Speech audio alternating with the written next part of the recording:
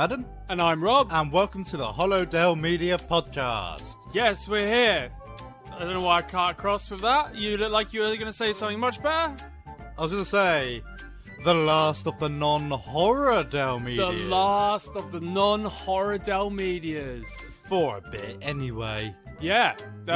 Wake me up when September ends, because in October, it's spooky time. Is that what that song means? It's all about Green Day's Waiting for Halloween, because I love it so much. Is it? No. Oh, okay. It should be. I thought it was about my girlfriend doesn't like me. I think it's about his dad dying. Oh, okay. Oh, Yeah. that's slightly more serious. Yeah, it's about his dead dad, Billy Joe. How are you feeling today? I'm tired. I'm freaking knackered. I've got the energy for a night shift. I want to curse and swear and moan, but we can't because this is the real, the proper everybody podcast. Yes, indeed. We're in the middle of all of the overtime ever, so Rob is referring, of course, to the night shift. Fact checker. fact checker. Rob, of course, is referring to the night shift, the Patreon exclusive podcast. Yeah, exactly. Yeah, go to our Patreon at www.patreon.com/HollowDaleMedia. Oh, very good. You've reeled that off. to subscribe. Yes, indeed. But what is this? What is this podcast? This podcast is a podcast where we talk about a film and talk about film news and do other stuff, which is film or TV orientated. We do reviews. I've got 2 reviews coming this week, and Nick is coming back with another game review. Yeah, he certainly is. Not to mention the fact that this week we are reviewing one of the most critically acclaimed films of all time. It's on every single top 50 list you could ever find. I'm talking about One Flew Over the Cuckoo's Nest. One flew over the Rob's word last time was one. Yep. And he chose a pretty good one. Yeah, I figured, you said, we could go the Matrix route, and I typed to you saying, let's go with Matrix, and just as I was about to click send, I thought of One Flew Over the Cuckoo's Nest, and I was like, hell no, Matrix. Yeah. No one wants to hear another Matrix review. Let's go and listen about One Flew Over the Cuckoo's Nest. A very timely choice as well. As we will talk about a bit later on in the show, there is some more One Flew Over the Cuckoo's Nest stuff going on. Yes, 100%. So, yes. I mean, before we get into it all, we've been watching The Boys. The Boys. It's worth talking about The Boys. Season 2's kicked off as we're talking. 4 episodes come out. Yep. How do you think it compares to Season 1? I mean, it's good. It doesn't have the energy of Season 1. It feels a bit more muddled. I felt like I knew where I was going with Season 1. Season 2, I mean, it's clear what's going on. But, yeah. But they're all separated because you've got Butcher's thing with his wife. Then you've got Homelanders going on. And then the other guys like Hugh, they've all, etc. They've got their mission. It does. It feels more fragmented. But that's a common thing, isn't it? Because you shatter everyone at the end of a season and you wait for them all to come back. Yeah. But it's taken 4 episodes and they still haven't quite done that yet. No, that's true. Well, they sort of did, and then they didn't again. What I'm absolutely loving is the Deep. His arc is the most interesting out of every character, I'd say. He's got quite a sad story going on. Yeah. The Deep is the Boys. So the Boys, just to very quickly summarise, is a kind of made-up DC-ish universe where the superheroes are all gits. Yes. Basically.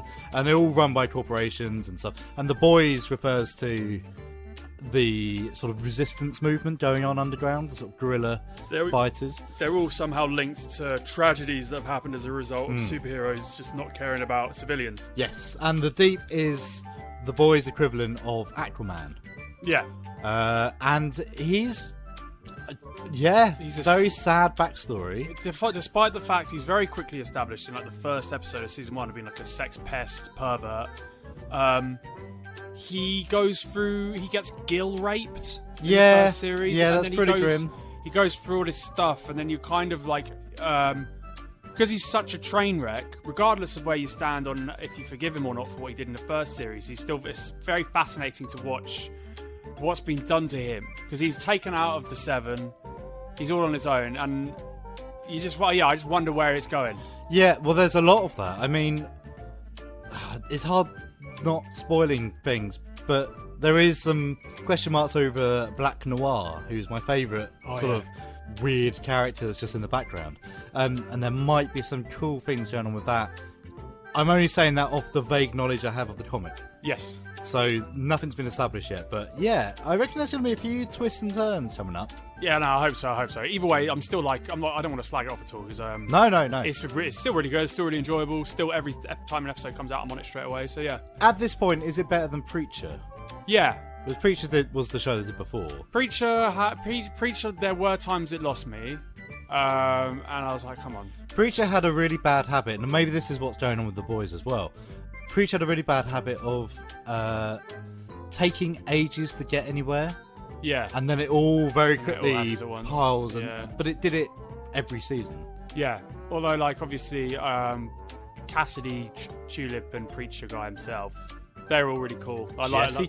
Jesse Custer, yeah. Like, I love them as characters. And, of course, what's his face? Bald, evil guy. Hair-Star, yeah. Yes. Hair-Star is a firm favourite from the comic as well. He's a wonderful character. Yeah. Yeah, I agree. I think Preacher's a bit weird. The comic's weird as well. It's just kind of... Like, Jesse's a bit of a git himself. And he's got a bit more character in the series. These are like, just a little point about Preacher and The Boys. Like Seth Rogen's, they're both kind of Seth Rogen's, he's co-produced with other people, haven't they? They're both the same team with Seth Rogen involved. Yes. They're both really kinky, aren't they? Like they've got Homelanded with That's in the comic. Yeah, Homeland's got his milk fetish, and then there's like the god is like in a dog gimp suit. Yeah. Yeah. Yeah, so both are written by Garth Ennis, who is not my favourite writer. Right. Comic writer. He started on 2000 AD, as a lot of British comic writers do. And he sort of very quickly hated everything, got in a bit of a sook about it all. He didn't like Judge Dredd, he thought it was boring as a character, but then sort of kept writing for it, right. Which is weird. Preacher, there was a whole thing in the comic where it was just him showing off that he loved New York. Okay. It was really boring. It was like, what are you talking about? But his main consistent things are sex and alcohol. Our neighbour said an interesting thing. He says he didn't like The Boys. And one of the reasons he says he doesn't like it is he doesn't think the baddies are bad enough. Now, with Homelander as an exception, the rest of them, yeah, that's just a fair point. Well, Maeve is like constantly a wet rag, and I assume she's gonna get some fight back. Yeah. Obviously, Thunder Cow. What's her name? Stormfront. She's got something going on. She's pure. Or well, whatever. I won't spoil it. But yeah, the other villains. So you had the Invisible Man guy, who was just a pervert. Translucent. The Deep, as we mentioned, bit of a sex fest, but also really traumatized. Yeah. Black Noir, we know nothing about. Was it really? Yeah. Oh, A-Train, of course, but he does something accidental. Yeah, but he's a douche. That's the thing. He laughs about the people that he's accidentally killed. Yes. To the point that he's just referring to them as insects. Yeah, that's true. They all have god complexes. Yeah. Right, let's get on with the show. Yes.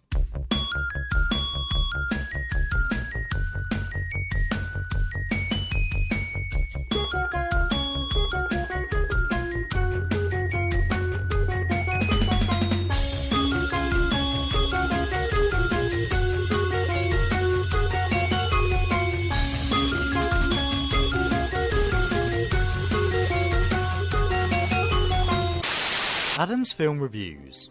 We got a Monkey's Paw 2018. Is that a monkey's paw? Yeah, but be careful. I know what a monkey's paw is. 3 wishes, always a catch.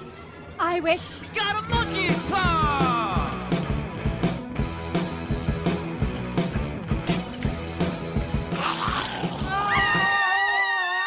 I'm making a bit of a breakaway from the norm this week, and I'm doing something I should probably do a lot more. Reviewing a short independent film. You know, like what we make. Written by Zach Ogle, who also shares the screen as one of the main characters, Zach, and co-written and directed by Aaron Pagliano. We Got a Monkey's Paw was shot over the course of several months for next to no money, and frankly, it looks amazing. The film introduces us to the aforementioned Zach and Jackie, played by Jacqueline Jandrell, whose eyes reach into your very soul. See, Zack and Jackie share an apartment together, and despite having some good times behind them, Jackie is looking to move out. Not because she doesn't like Zack, you understand, but more that she is absolutely sick to death of Zack's antics and overbearing flair for the occult. Whether it's a haunted painting on the wall, a mirror that always shows a terrifying crying bride, or a magic wish-granting monkey's paw. Wait, monkey's paw? Now this catches Jackie's attention. If you're not familiar, the monkey's paw is a cursed item originally found in the 1902 works of W. Jacobs, and has found its way onto screen in one way or another so many times. I feel like most people would recognise the concept from The Simpsons, wherein someone holding the monkey's paw will make a wish, only for it to come true with dire consequences. Despite lampshading this trope, Zack and Jackie quickly fall afoul of the curse, causing a wave of bad luck that sees the dead rise from the grave, tentacle monsters emerge from the ground, and hell, even a spot of time travel. We Got a Monkey's Paw is packed with energy, sharp jokes and wonderful visual humour. Some details like the of characters moving and running around appealed to me hugely, and references to cursed items in real life as well as in classic horrors had me laughing so hard that I dragged my housemate Josh in to see it for himself. I cannot fault anything in this short. Energetic performances and sharp editing easily cover any limit in budget or somewhat overzealous sound mix in some ADR sequences. In case you can't tell, I really loved We Got a Monkey's Paw. Now, this was released widely online on the 18th of September, so if you can find it, I urge you to track it down. I was laughing virtually the whole way through, and despite it feeling a little bit like an incredibly well-made YouTube video in the vein of Tom Scar, this is a short film everyone can enjoy. That is why you don't mess with monkey's paws. Welcome to Fortnite Schmortnight. A backlash to the documentary Cuties has led to Netflix cancellations spiking in the US, according to an analytics firm. This is from Screen Rant. The controversy surrounding the sexualization of young girls in Netflix's Cuties has led to a noticeable bump in subscription cancellations. Do you know anything about Cuties, Adam? Yeah, I've heard... I know... I haven't looked into it deeply, but I've heard bits and pieces. I've heard it's grim. It is, I haven't watched it. It'd be weird if either of us had, I think. But so for anyone unaware, Cuties is a Netflix documentary that no one should be watching, I don't think. But that's arguable. I think apparently it does have some good messages, but yes, it's about kids pageants in France. Right. It follows Amy, an 11-year-old Senegalese girl living with her mum in Paris. In response to the suffering of her mum, who adheres strictly to customs at great personal expense, Amy joins her rebellious neighbour's dance troupe. Is this actually all the real... This sounds like a plot. I was going to say, I don't know what it is. Is it a documentary or is it I thought it was a documentary. I don't know. Maybe I'm lying when I say documentary. But yeah, I don't know. They quickly adopt very adult costumes and routines and become embroiled in shock sexuality via their efforts to either rebel or fit in, depending on the situation. So... What is it? It's a French coming-of-age comedy drama. Oh, is it? Oh, God. I need to research this even more. Yes, because I was going to say, if it's grim and a documentary, then it's fair game. Yeah. And I wouldn't understand the shock if it was a documentary, because it's showing the world as it exists. Okay, so yeah. Why make it? It was really weird. But yeah, anyway, analytics firm Yipit Data have told Variety this week that September 9th and 12th, the weekend Cuties was released on Netflix. Subscriptions dropped significantly. Cancellations exploded by 8 times the daily rate in August, a several-year high. Yeah, so I don't know why you don't have to make this film. It's funny enough. There's a Wikipedia page called Criticism of Netflix, and Cuties has its very own tab. All right, I'm not surprised.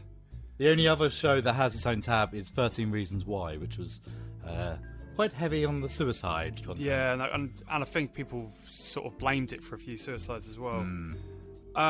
People have said good things about Cuties, though. People have said it teaches valuable lessons about the power and danger of internet culture and social media. But you don't need to put kids doing sex stuff in in a movie. I don't think. Well, yeah, I mean, one of the criticisms I've just read is it will whet the appetite of paedophiles and help fuel the child sex trafficking industry. Wow, that's quite the criticism. That's a heavy criticism. Yes. Yeah. But if this world exists, and it does, this horrible world, and there have been documentaries about it. Did Louis Theroux do one? He's done plenty about. He's done one about trafficking. I'm not sure about child trafficking. No, I'm just thinking about like beauty pageants for children. I've definitely. Oh yeah, he did. I'm pretty sure he did. I've seen clips of like girls in makeup, and it's grim. It's weird. It's because it goes. They kind of almost. Well, they do sexualize it in America as well. They're kind of going towards that route more and more. And I just think, why would you put your kid in front of that crowd and make them do those things? And also, if you see a male judge whose job it is as a professional to judge kids dressed sexually, I mean, what as a man, what path would you have had to have gone to find that like appealing without being a massive pedo? I mean, am I being too judgmental there?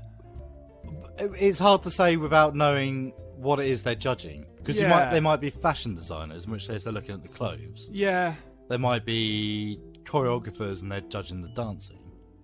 Yeah. It's not just a man in a Mac going, oh, she's fit. I think I'm looking at it through very like one-minded direction. I'm not saying it's good. Like, it's still weird. I'm being very narrow-minded in my approach to how I imagine all this goes on. There was a Channel 4 show before our time, but I know of it because it was talked about in various stuff, where they got kids to reenact songs, like lip sync. No, not even lip sync, to sing songs and recreate the videos. And they were that was probably the closest we got in this country. Because it would be stuff like...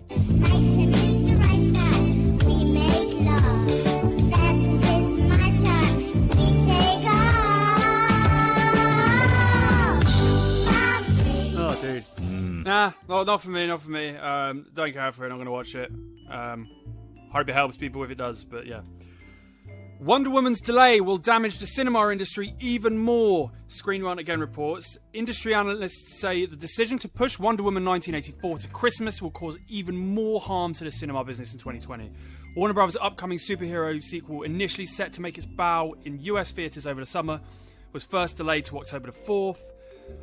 That meant a significant full autumn release for cinema chains, following the release of Tenet in early September, and the New Mutants a week before. However, that all changed with the announcement last week that the blockbuster was pushed back to Christmas Day, so that is a massive film. Also, Christmas Day, is that not a graveyard slot? Who the hell goes to the cinema on Christmas Day? Do you know what? I think I went once, or it might have been Boxing Day. I may have gone on Boxing Day. Bumblebee came out on Christmas Day, I think, or Boxing Day, last couple of years ago. But I waited till January to see it. Why? Yeah, I mean, maybe if you hate your family and you just want everyone... Why is the cinema open? But no, maybe that's a good thing. I'm just thinking, if you get into a point, if you're a husband or a wife and you hate your life so much, and you hate your family and you hate your in-laws, I'm not talking about myself, and you have it around for Christmas, and you're like, shut up, everyone go away and leave me alone, and everyone's screaming and arguing, and you know what? I can go to the cinema, and including the journey time, that's like 3 hours out of the day, and you can make everyone shut up and just watch a new movie. That's like the best thing ever. Yeah, but you're forcing... I hate Christmas, but I'm opposed to people being forced to work. Right. So I understand the desire to go to the cinema, because you might not even have a family, or whatever. But the people working there... Oh, yeah. Well, it sucks for them. That's why I would never go to the pub. Yeah, well... Never, especially for a Christmas meal. I've done my time. But obviously I worked in a pub, but the advantage of working in a pub is you get fed and you get given lots of alcohol to get you through the shift. I guess, yeah. I don't imagine you could do that in Cineworld. Or could you? You could eat a lot of popcorn. And you could put a little bit of whiskey in the bottom of your... or in the bottom of your Coca-Cola. Some rum from my Coke. But yeah. Interesting. I hope... I really hope the cinemas can pull through from this, because... I dread and fear the day where there won't be cinemas and it's all released digitally. It'll suck. Suck. I've been a couple times. It's mostly been empty. So I don't know how it's surviving. And of course, I'm got an unlimited card, so I haven't even paid for that. Yeah. So, biopics. Madonna. Madonna is directing her own biopic. Oh, that's...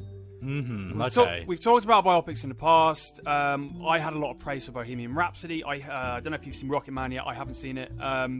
Couldn't care less. So, like, when they haven't died yet and the artist is involved, it kind of feels like a vanity project to me. No, exactly. I feel like you shouldn't be able to make your own biopic. Yeah. There's no, like, criticism of you. There's no... You tell your story on your own terms. You'd polish all the bad bits out. Even Rocket Man had the bad stuff in, didn't it? Yes, it did, apparently. Yeah. Is she just gonna, like, airbrush Guy Ritchie this out? is exactly, like, Queen even got involved with the making of Bohemian Rhapsody and said, like, we don't want Freddie's really bad bits to be shown. That's why it was one of the reasons why it wasn't an R-rated movie. If you show the other stuff that Freddie got up to, which wasn't bad, it was just really quite naughty. If you can't make your own Wikipedia page, why should you be able to make your own bloody film? Yeah, exactly. She said, I want to convey the incredible journey that life has taken me on as an artist, a musician, a dancer, a human being, trying to make her way in this world. Shut up! The focus of this film will always be music. Music has kept me going and art has kept me alive. There are so many untold and inspiring stories, and who better to tell it than me? It's essential to share the rollercoaster ride of my life with my voice and vision. Yeah. That sounds like something out of South Park. Exactly that. We need reality to come in. Yeah. Wow, I'm sure Madonna has one of the most interesting stories ever. Like, I'd love to see a biopic by her, but I kind of want her to die first. I just want someone else to... I don't want her to die. Like, you know, props to you, Madonna, banger after banger. But I would rather that you died and then the film came out. Guy Ritchie should do it. As the ex-husband, he's got the best voice to talk about all of that. I was busy filming Lock, Stock and Two Smoking Barrels, and Madonna was just flinging frankfurters at me. Hello, I'm Madonna. Yeah, you got to contact Russian about this Virgin song. I'm the Russian.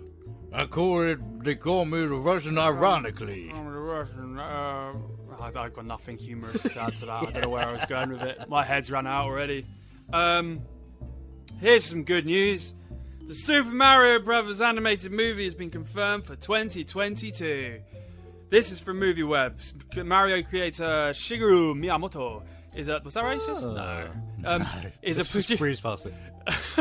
Is a producer on the highly anticipated project. In addition to the new Mario news, Nintendo has also revealed plans to extend their visual content over the next few years, which is giving fans hope for a project involving The Legend of Zelda. So that's... Yeah, oh god, that's a nightmare. Which one? There's hundreds of Legend of Zelda. I would have to say the original or just jump straight to Ocarina of Time. Wow, yes. Yeah, that's interesting. I wonder how they're going to do it. Because Luigi's arguably the better character. So it's going to be... So Princess is going to get... Peach is going to get kidnapped. Obviously, in the naughty Bowser. They're going to be all chilling in Princess Peach's castle. I assume Mario will team up with Luigi, Toad, and Yoshi as a team. I feel like that. Or he'll meet Yoshi along the way. Yeah. So do you reckon they'll skip over the fact he's an Italian plumber from New York? Oh, I'm afraid so, mate. I'm afraid so. Well, that's the best bit. I know. And Yoshi won't be a Velociraptor this time. Oh, well. Dark and gritty reboot. Yeah. That'd be interesting if he gets sucked into a sewer pipe. Pew, pew, pew. Yeah. And the Peach has been stolen. Wow, we're bloody firing on all cylinders today, aren't we? Well, you start with Mario. Yeah. Right? He's a plumber in New York. Yeah. And the bloody monkey's got 3. Oh, not Donkey Kong. Which apparently in the original blurb is Mario's monkey. Mario's gorilla is how it describes it. It's his pet. Oh, really? Loose. Yeah. Why has he got a ginormous gorilla? Why indeed? It's some sort of Russian oligarch. Do you know what his name was in the original? His name was Jumpman. Jumpman, yes. So there's a man called Jumpman. He loves jumping and he's got an ape. I would not trust this man. Right, so an ape's loose. He has to go stop it. Another fun fact, that wasn't Peach that Donkey Kong stole originally. It was Pauline. Pauline, yes. The Pauline Fowler. I've been taken from Albert Square by This Joint is Ape. it. This is the I've content. been taken. Phil! Ian! Eddie Butcher / Mitchell / Fowler. Preferably Fowlers, because I'm a Fowler. Please! I'm Phil Jumpman. Oh, Phil. You toilet. Hey? I'm your brother, Grant Jumpman, who's also an ape called Donkey Kong. Yes. This is perfect. I've taken Pauline Fowler to the top of the Empire State Building. Now I'm being attacked by planes. It's all right, Grant. I'll sort it out. Oh, there's a barrel. Oh, you get away. I'm going to throw barrels at you all day. No. You're a rubbish brother. I've just found a hammer. Why did you... I got a hammer. Why did you... You flipping toilet. Why did you bang that cow showering behind my back, you bastard? Huh? Hey. Oh, okay, that's enough. So concludes Fortnite Schmornite. Rob needs a little nap. Nick's game reviews. Spiritfarer. You'd be forgiven for thinking you had stumbled across the most boring and pretentious game of 2020 after playing half hour of Spiritfarer. Anime art style, little girl protagonist with a pet cat that follows you around, companions turn into animals that can talk, no voice acting, all written dialogue. Ugh, I was dreading playing this game for more than an hour, let alone the supposed 20 hours it would take to complete. Then after a little longer, I started to get to grips with the storyline. You play the titular Spiritfarer, the guardian of the River Styx, transporting lost souls, assisting them in their final wishes in an effort to help them pass over. Along the way you meet new characters, pick up new companions and gather resources to improve the amenities on your ship. By improving the different parts of the ship and adding new features, you will improve the morale of your guests. You can also improve their morale by feeding them and hugging them. The more I describe this game, the more vomit-worthy it sounds. But the truth is, the team at Thunder Lotus Games have found that happy medium between story and gameplay. This isn't a punishing game in any way, shape or form, but it does throw a number of challenges at you along the way that are unique and intriguing, such as to get enough wood to build a certain structure, you have to put the wood through the sawmill, and you have to control the saw blade yourself, cutting along a set line that moves around the log. Relatively easy, but the more you keep to the line, the more wood you could get out of it. There are lots of little challenges like this that help you to feel engaged with the game, like you are actually having an impact on the world, and on the people you are ferrying across the Styx. And it is the people, your guests, the lost spirits, they are the ones that really bring the story to life. At first they seem annoying and simple, but as you get to know them, their backstory and their characters develop to the point where, when you eventually do say goodbye to them and help them to move on, it often throws emotional gut punches that take your breath away. And it is with those moments that the game really sticks with you. It's easy to pick up and play this game as well. It keeps you coming back for more and more until you've completed those storylines of all those side characters. And no matter how many times you repeat the same action, watering plants, playing guitar to the root veg, pulling along the loom to the right moment, fishing off the back of the ship, or collecting lightning in a bottle from a thunderstorm. These are all activities that you repeat again and again, but at no point do you grow tired of them. I can't get over just how much this game has won me over. My initial repulsion grew to fondness, and I hate this game for doing that. How dare you prove the critics right, Thunder Lotus? How dare you?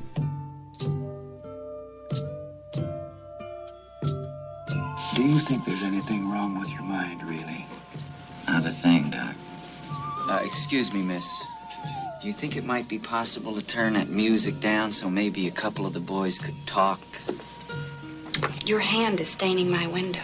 God almighty, she's got you guys coming or going. A little change never hurt, huh? A little variety. Oh, Jesus! Oh, come on. You're not gonna say that now. You're not gonna say that now. You're gonna pull that hand hatchet now. In the vote, the chief just voted it was 10-9. Now, I want that television set turned on right now! I don't think he's overly psychotic. No, I want something done! I think he's dangerous. One, Adam. One. I thought I was going to go with Matrix, but the thought of watching Matrix annoyed me, so I thought, what else? And One Flew Over the Cuckoo's Nest, so One. I chose One Flew Over the Cuckoo's Nest. Very good. Good bloody choice. Yeah. We've had a lot of good big classic films recently. Yeah. This one, like I said earlier, it's always in like the top 50 lists. I think this is genuinely one of the greatest movies ever made. So it's a lot of people would agree with you. Yeah. Won every award when it came out. 1975. Best actor, best director, best supporting actor, best supporting actress. Literally. It smashed it. And it was one of only 3 films to win the old, well, I wouldn't say win, but it won like 5... The best 5 Oscars. Like so, Silence of the Lambs got it as well. What is it? Best director, best actor, best actress, cinematography. Not cinematography. Best picture, actor in the lead role, actress in the lead role, director and screenplay. They're the 5 major. That was apparently the second film to ever do that. Yeah, mental. Yeah. It's very, very, very, very, very good. It's a film that I haven't seen in a long time. It's one of those films I think that gets shelved a little bit. Even though it's brilliant, no one talks about it. No, they don't. But it's the most referenced and parodied film, I would say. I'm thinking of The Simpsons, Always Sunny in Philadelphia.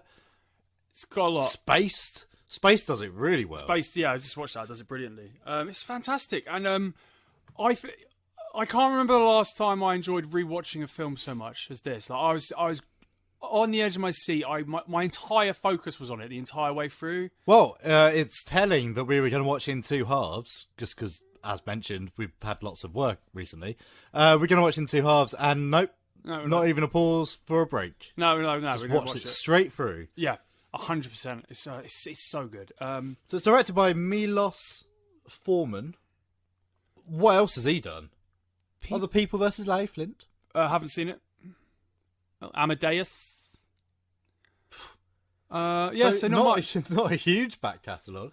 The watching Jack Nicholson's reactions is one of the best things.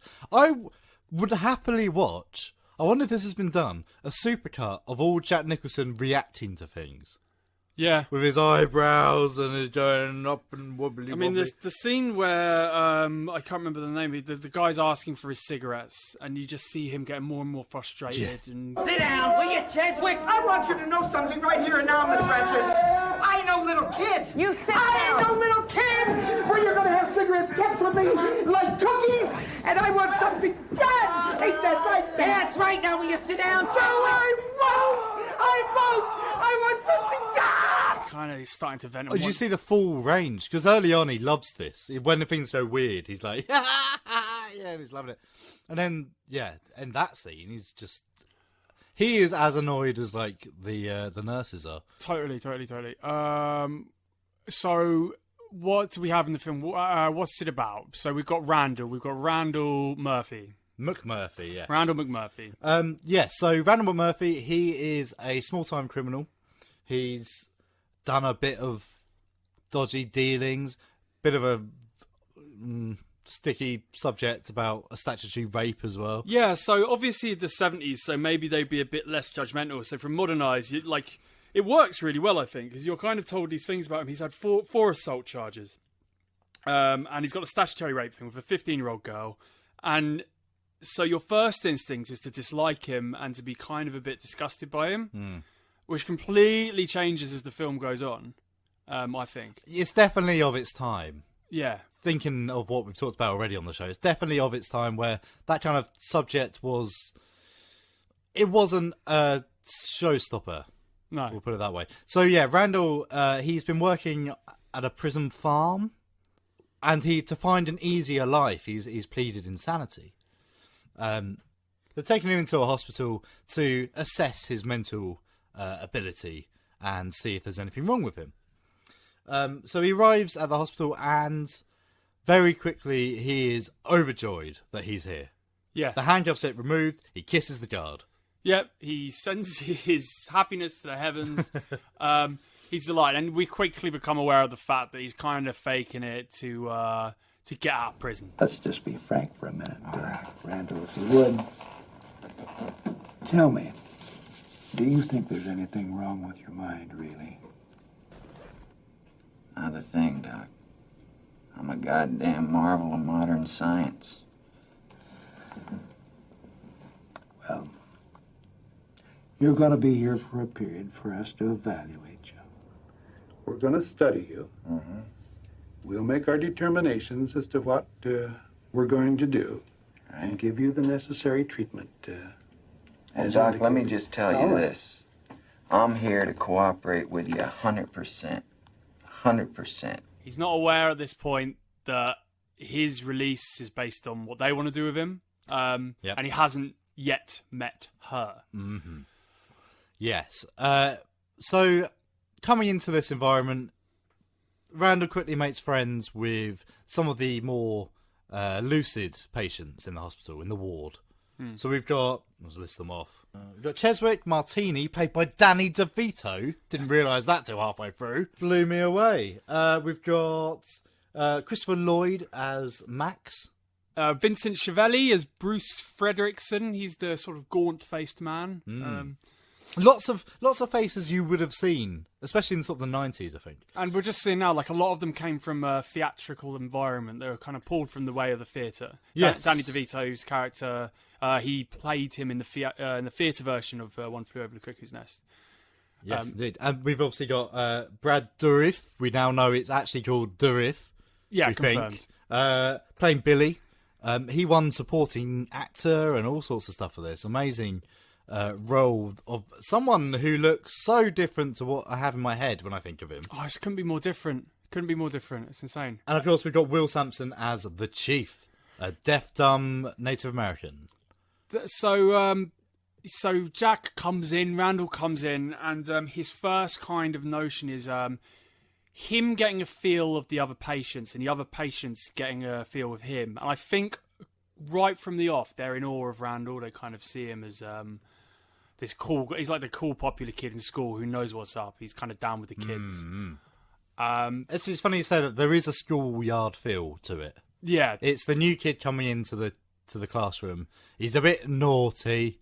No one really knows what he's about, and everyone's feeling their way around him as well. I know. So Harding, played by William Redfield, he's particularly a bit suspicious of him. He's a very intelligent, and it's hinted at that he's a homosexual. Yeah, and sort of at odds with himself about that. But he's very quick to dismiss him at first, but then very quickly builds up a rapport. I think he respects, because he's the most intelligent one. He knows what to say, what to do, and he spends most of his time reading newspapers. And I think having McMurphy suddenly arrive, who can talk back, can join in, and doesn't try his patience, it does build these relationships within the group. Yes, yeah. He's gaining respect from him for his intelligence. He's gaining respect from Christopher Lloyd's character for his defiance and his naughtiness. Yes, actually, that's a good point. So all of the side characters, all the patients, all have their own sort of thing they are drawn to. Yeah. And they're all drawn to different aspects of McMurphy's character. Yeah, like, for example, Danny DeVito, he can't resist Randall's playing cards. He can't resist the naughty little playing cards he's got, to the extent that he's kind of moving them around, and Danny DeVito's eyes are kind of following him and stuff like that, which is really, really nice. They have a meeting which he's involved with Nurse Ratched, where he doesn't speak up and he kind of just observes. Mm-hmm. And this is where we see with Cheswick, Max, Christopher Lloyd's characters, kind of egging him on with the whole "you think I'm gay, don't you" kind of thing. Yeah. And I don't know, does Nurse Ratched particularly go after them there? I think he's going after she's going after Billy a bit. Well, yes, let's talk about Nurse Ratched. So, yeah, she needs a better announcement than just blurting her out like that. Nurse Ratched! Played by Louise Fletcher, Nurse Ratched is the embodiment of oppression. She's the maternal, terrifying, stroppy creature that runs the ward. One of the most iconic villains in movie history. Absolutely. And it's funny, actually, thinking about it, because she's quite normal.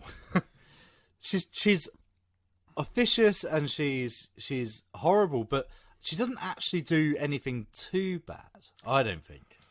Well, I read earlier on that Louise Fletcher, she kind of read into her character as she genuinely wanted to help her patients. Do you read that in her? I do, but I see the perspective of, but I know what's best. Yeah, that's the thing, and so McMurphy's resisting that because he thinks what might be best is like letting them live, letting them watch the game, letting them drink alcohol, letting them go outside. Whereas no, she wants structure, she wants rigidity, and she also, as he even says in the film, plays with a loaded deck. So she sort of uses her control to make it go her way. It's funny you just did the school comparison because she is like an old-fashioned school teacher who would like to still use the cane but can't. Without a doubt, but can in this. Definitely reminded me of teachers I knew. Yeah, especially that stern look she gives. It's just, she has that, although she does let it slip a couple times, but she has the "I'm very disappointed" face. Mr. McMurphy? Yeah, I've been thinking about what you said about, getting things off your chest. And, well, there's a couple of things that I'd like to get off my chest. Well, that's very good, Mr. McMurphy. Go ahead. Okay. Today, as you may or may not know, it doesn't matter, is the opening of the World Series. What I'd like to suggest is that we change the work detail tonight so that we can watch the ball game. Well, Mr. McMurphy, what you're asking is that we change a very carefully worked out schedule. A little change never hurt, huh? A little variety. Well, it's not necessarily true, Mr. McMurphy. You know, some men on the ward take a long, long time to get used to the schedule. Change it now, and they might find it very disturbing. Her method, as we see quite often, is she would like them to confront their anxieties and the negative things in their life head on, and she will draw it out by attacking those weaknesses. That's how she thinks her treatment should go in order to cure these guys or make them better. Every single time she does it, it makes them fidget, it makes them scared, it makes them uneasy and uncomfortable. Whereas Randall comes in and his approach is, like you said, very much the opposite. He wants them to feel alive, he wants them to live. Well, you could easily say that McMurphy's core character is freedom, and it's butting heads with the oppression of Nurse Ratched. Yes. And it's his influence that causes chaos in the group. All the patients start sort of demanding, actually, where are my cigarettes? Yeah. Why is the dorm locked in the daytime? And they start questioning these things that they were just used to before. Yeah. It's a kind of religious cult environment in the hospital, and that they know what's best. I watched the thing, and they pointed out that one of the characters, receives his medication by it being placed in his tongue, like communion. Like God, yeah. Right, well, I didn't even think that at the time, but it did stand out. Yeah. So there's this kind of almost worship of the people in charge, and McMurphy just doesn't have that. Yeah. Even at one point, just walks into the nurse's office, and they're like, get out of here! Must talk about Turkle, played by Scatman Crothers. Oh yeah, it's popping up. Oh! So he's the night watchman, who is corruptible. Who is so fired. Who is so fired. It's unbelievable how fired he is. So Murphy, part of his thing is he's resisting and he wants to get out. He decides to break out by having a party. And to get rid of the threat of the night watchman, just says, do you want booze and women? And so, yeah, he just said yes. So Murphy gets his friends round, Candy and Rose. They come in with booze, and he just lets them party until it goes a bit wobbly. He becomes so lovable and so admirable from, like, if you put yourself in the perspective of these people, and especially the patients. Everything he does, he brings joy to their lives, and especially the boat trip. I mean, it's hard when it's good, when the times are happy in the film. It's impossible not to watch it with a massive smile on your face and kind of almost feel like you're like with the patients as this guy leads you out on this silly boat quest, hands you fishing rods, and then he goes off to bang his girlfriend whilst one of the people like loses control of the boat. It starts going around in circles. That scene is so good and so chaotic, but they're all having so much fun. Yeah, it's definitely it's got a kind of an emotional whiplash to it because there's some very dark, hard to watch bits. Yeah. We haven't really mentioned the chief. Now the chief is he's ignored. Everyone believes him to be deaf and dumb, and they just kind of leave him to it. But one of the first things Murphy does is speak to him and try to, and signal to him and try and get his attention. Tries to teach him basketball. He engages with him. Absolutely. And people, like, one of the guards is like, why? What are you doing? It's a waste of time. We can't hear you. There's no harm. And all this stuff. And starts having fun and immediately wins over this guy, this chief. Mm. They're besotted. They become partners in crime. I would love to see a buddy cop film about a criminal and a Native American guy. Just a story of them escaping to Canada. Yeah. Just start another film off with those two escaping, and it'll be the best thing. It'll be the best comedy ever. Yeah, really, really well done. That. Now, yeah, and that sort of leads on to the grimness factor. The ending is a horrifically sore, bitter taste. I think you have to talk about Billy's experience. So Randall hands Billy the night of his life, the best thing that's ever happened to him. And when he comes out and he stands up to Nurse Ratched, Ratched appears. He sees the party has been trashed, and he stands up to her. He says, "Nah, I don't think it's fair what you're doing," or whatever. And his stutter starts to disappear as he's standing up for himself more and more. He gets more elated. He's more powerful. I think he's considering escaping with Randall. And then for a brief glimpse, you see that he's been cured by Randall. His mental anxieties and his weaknesses are cured. And then Nurse Ratched sees this as a bad thing and a challenge to her methods, so she snatches that away instantly, and you see him being shattered to the point of something absolutely catastrophic happening. All of the other characters just watch in shock. You know, Billy, what worries me is how your mother's going to take this. Well, you don't have to tell her, Miss Ratched. I don't have to tell her. Your mother and I are old friends, you know that.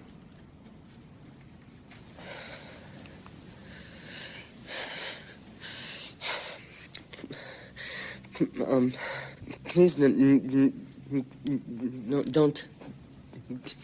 tell my Don't you think you should mother. have thought of that before you took that woman in that room? Yeah, and that's one of the most savage. And of course, the ending is a reaction to that. Everyone knows the strangulation scene. I'll just refer to it as the strangulation scene, but that is the most visceral, and I don't think you could ever pick another film where you feel like you're in the place of the actor as much. Like you're kind of doing it with him. It's such a outbreak of, this is what you deserve. Yeah. It's a very powerful scene. Yes. Yeah. I mean, I don't want to dwell on the story more than that, because it's one you just have to watch to experience. As we say, it's kind of an emotional journey. You've got ups and downs. The joy, laughing out loud, and the misery just like, oh, God. Yeah. As a statement of sort of freedom versus authority is interesting. But also, there's a very dark look at the kind of medical practices in the United States as well. What's the name of it? Electroshock therapy. Yeah. Oh my God. That looks horrific. Although, I understand that it's not as bad as it's made out to be. Did you ever listen... Oh, well, you did listen to Law, the podcast, didn't you? I got quite a way into it, and there was one he talked about where there was a bloke who went around in, I think, the early 50s. I could be mistaken. Oh, yeah. He pioneered the lobotomy. And he would go from mental institution to mental institution, and he would say, "Can I diagnose some of your patients? See some of them maybe acting up."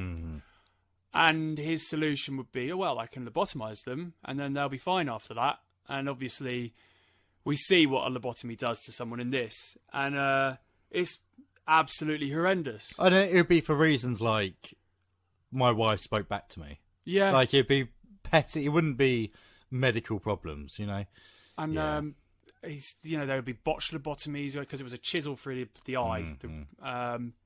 God, horrible. Oh, there's a whole horrific history to how people like, mentally challenged people were treated. And there was another lore episode where they delved into the invention of the asylum as well and all that kind of stuff. Like, originally it was a really good, positive, but it just got more and more crowded, and these rules and regulations just slowly got dropped and forgotten, and that's where the kind of Arkham Asylum idea of the spooky, haunted, scary torture palace comes from. And it's kind of a fascinating but dark subject to research, I think. And this is a good place to start, I think. Following that, you want to head over to, I think Time Splitters 3? Yeah, absolutely, yep. There's an asylum level, isn't there? Well, there's certainly one, there's a zombie episode. They behead the undead, isn't there? Mm-hmm. I think. I don't know why I brought up. I just wanted to talk about it. Yeah, I mean, Time Splitters is pretty good. It's a nice way to round off a serious topic about electroshock therapy. There was a level called the Asylum, and I remember playing Virus on it, where the virus carries around. Anyway, just to put that in there. So, yes, One Flew Over the Cuckoo's Nest. Fascinating film about control versus rebellion and freedom. And also, it's got Danny DeVito in it. He's got Danny DeVito. And Christopher Lloyd with his face. And Jack Nicholson. Yeah. It's going in the Hall of Fame. Of course it is. Without a shadow of a doubt. It's going in every Hall of Fame. Going in every Hall of Fame. It's a freaking amazing film. Excellent. Right, so next time we start on our horror movies. Oh my god! What do we do? Do we pick a word and then just make that word associated with horror?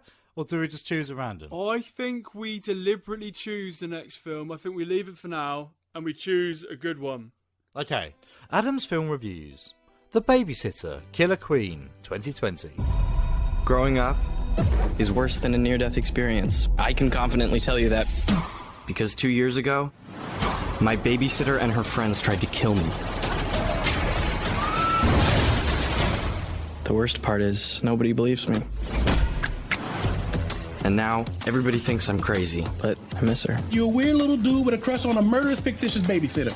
We just gotta get you laid. That's your advice? That's what the just came out my mouth, ain't it? Cole, you're my best friend. You're not crazy. It's this place. We're all going to the lake this weekend. Just come with me. I already took my dad's car.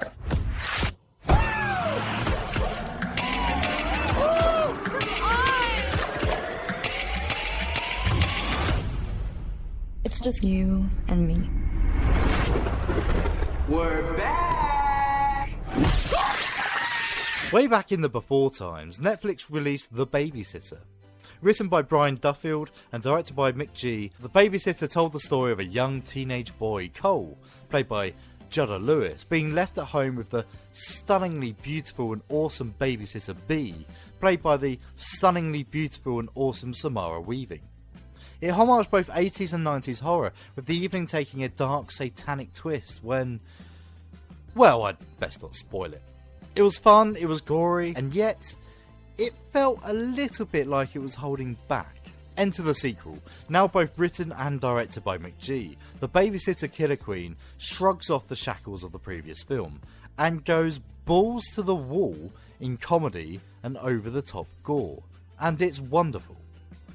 2 years have passed since the events of the first film, and Cole, still played by Judder Lewis, is now a junior in high school. Haunted by the events of his babysitter, Cole also has to put up with being completely stunned by his community, who just believe he went nuts one night. With no evidence of the multiple deaths that took place that evening, he is simply labelled a psycho and pumped with drugs to keep him normal. Even the school counsellor just thinks he needs to get laid. And he's not the only one.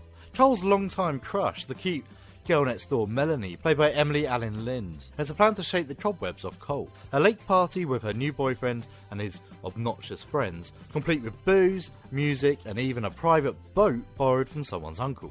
Initially, Cole refuses, but when he learns of his parents' plan to send him to a psychiatric school, Cole takes the red pill and escapes with Melanie to the lake. But, as those who would have seen the trailer will testify, what's waiting for the teens at the lake goes way deeper than your average cans of cheap beer and making out in the cupboard. In no time at all, Cole is running for his life as his nightmares come back to life and the satanic cultists emerge again to take their revenge and claim Cole's innocent blood for their dastardly deeds. The question is, what role will the weird, cool yet nerdy new girl Phoebe, played by Jenna Ortega, play in Cole's fate? And when did they start making surfboards so sharp? Despite some surprisingly negative reviews across the board, I absolutely love The Babysitter Killer Queen. The lean towards comedy almost comes as a surprise, with Mick G's directing taking a very drastic shift from his older films. It almost feels like Mick G has been binging Edgar Wright's back catalogue, with banging tunes like Focus by Hocus Pocus meshing with huge slamming titles and video game sequences that fill the screen. Even the smaller moments, like Bella Thorne's Alison falling ungracefully through a window on her dramatic reappearance, make me laugh out loud. Mick G has said that the film itself is based on the story of Faust, with the humour of a Mel Brooks film. I can see it, and I admire it. That's not to say the film doesn't have its flaws. I don't think there's much you won't have seen already in this, and it's a shame, I think, for a sequel to over-expand on characters and their backstories, as well as forcing itself into the first film's shadow. Let's also not dwell on the fact that Cole and his friends are only supposed to be age 14 during the film, and yet have a shared pop culture knowledge that would make the cast of The Big Bang Theory blush. But whatevs. The Babysitter Killer Queen is an incredibly fun watch, and is genuinely funny. I can't give it much more praise than that. Check it out on Netflix, and make sure you've seen the first one too. You're my kill of the night. I get killed first. That's some post-Jordan Peele era horror movie progress.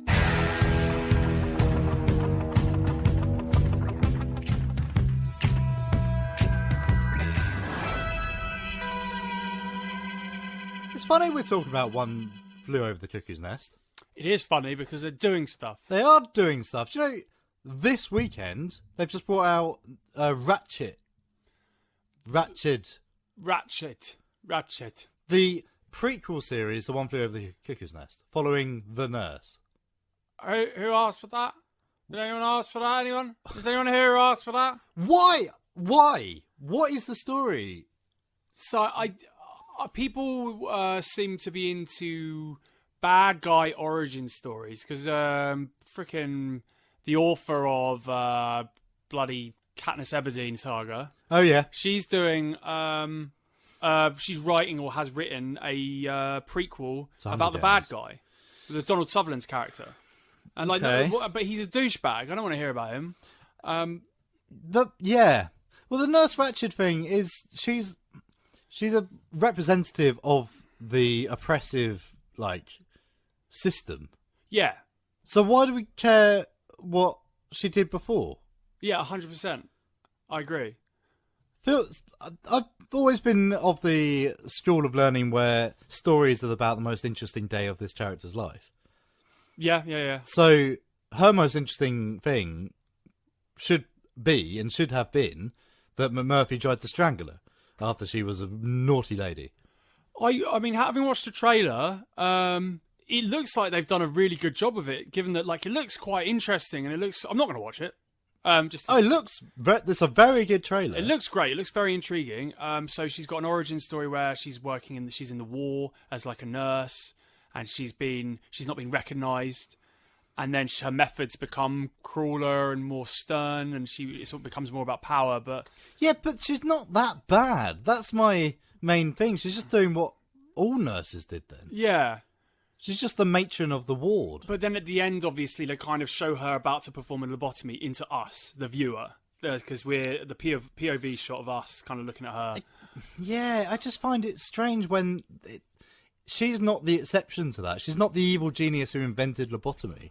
I think in this particular case, I think they're appealing to the sexiness of Nurse Ratched, which sounds silly, but American Horror Story kind of goes into the sexuality of sin. Everything about it is kind of like this is naughty, look how bad they are, look how evil they are, but also look how kind of erotic it is in a weird way. And they've taken all of the horrible things, I guess, about Nurse Ratched and kind of plucked it into some sort of... Yeah. It's like a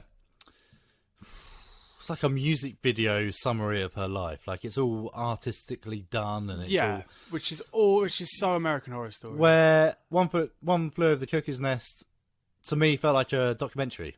Yeah. It felt fly on the wall. Oh, you said if they kind of grained the footage a bit and kind of muffled the sound. If the sound was a bit rubbish, it would have felt like a documentary. Yeah. And they've made this the most glossy... I don't know, I'm not into it. Yeah, they've made it into the bizarro ballroom of, you know, whatever's going on. Equally baffling is the RoboCop prequel. Yeah. Which presumably is just going to be called Cop. Because there's no RoboCop in it. What? Yeah. RoboCop is a parody of 80s America and the sort of commercialism and all that good stuff. So presumably a prequel is just going to be now. It's just going to be... So it's all gone to the dogs, but there's police kind of losing the battle. And it's going to be, you know, Detroit is bad. Yeah. What is the point? There's no point. And I'm saying that as someone who puts RoboCop in their top films of all time. Yeah. I grew up on that thing. And I don't get it. There was an article I was reading earlier, again, like we all know it, saying that the original content is again diminishing even more. So at a faster pace, it's all about pre-existing, it's all about sequels, it's all about prequels. And doing stuff like this, yeah, it's kind of just reinforcing that. You can sell it, can't you? Well, judging by the reaction on Twitter, everyone's like, what? Why?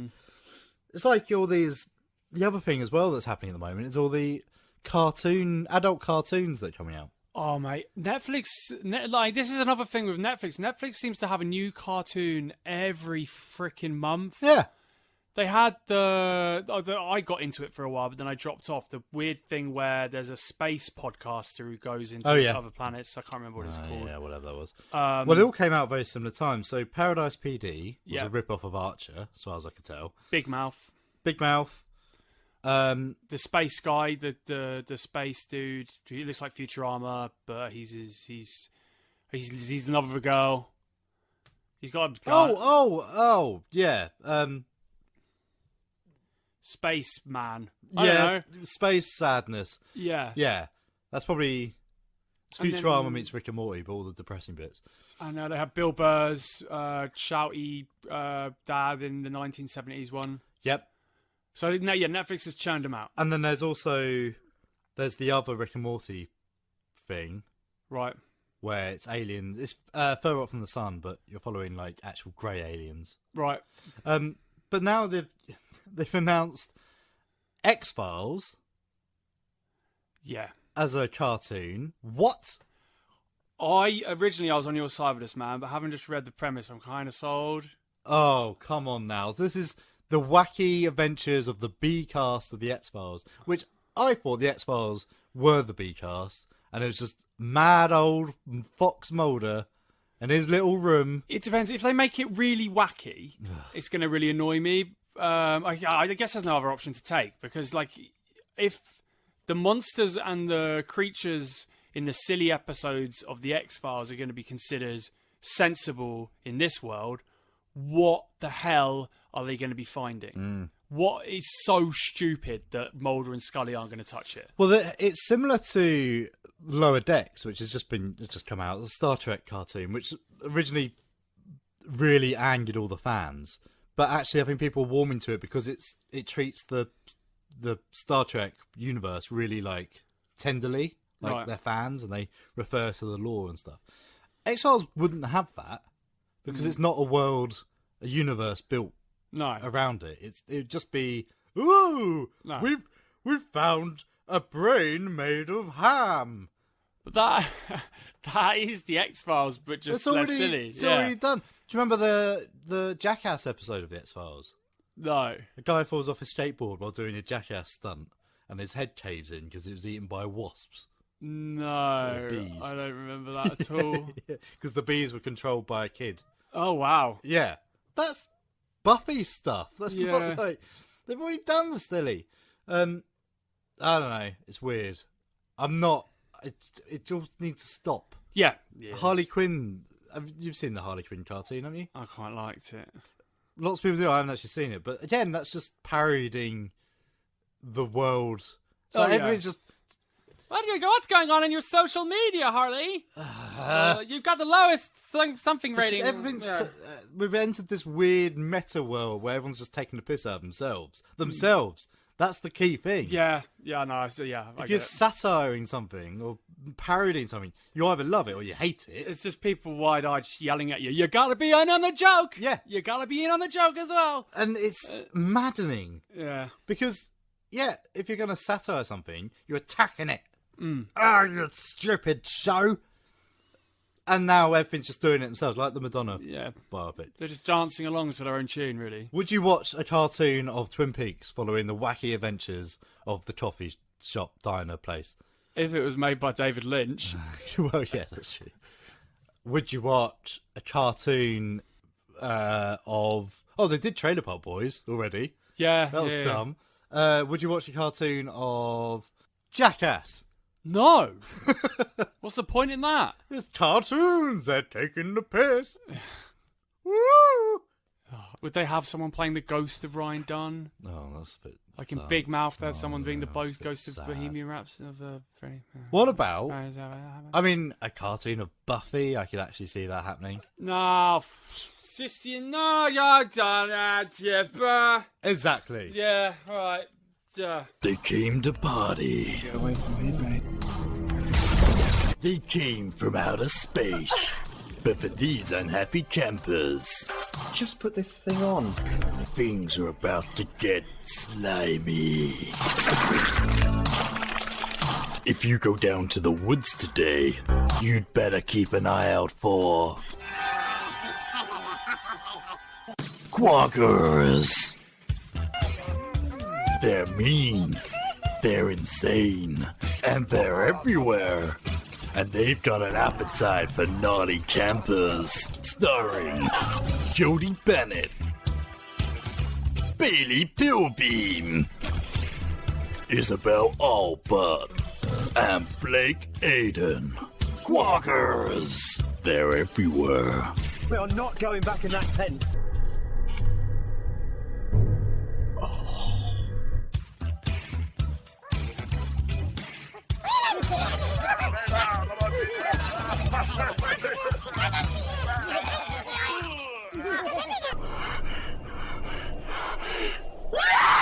Watch it now at hollowdellmedia.vhx.tv. And I think that might be the show. Yeah, man. Let's just kill it off. Let's get out of here. Put a gun to its head and walk it into the woods. I'm running on fumes here, man. I'm in dire straits. Yeah, and it's very warm again. It's very hot. Let's get the hell out of here. Thank you so much for listening. If you liked what you hear, do check us out on Patreon at www.patreon.com/HollowDellMedia.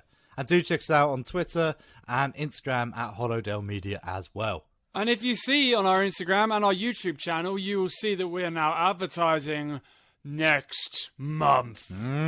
We have first trailer up for 31 Days of Horror 2020. Yes. There's going to be more reveals and trailers coming soon, so do subscribe to us on YouTube and look out for our posts on Instagram. Yeah, this is a good time to be following us because you're going to be soon getting stuff daily. Yes, you're hearing us exhausted now. Hear us in a week. Yeah, then ask. Cool. All right then, guys.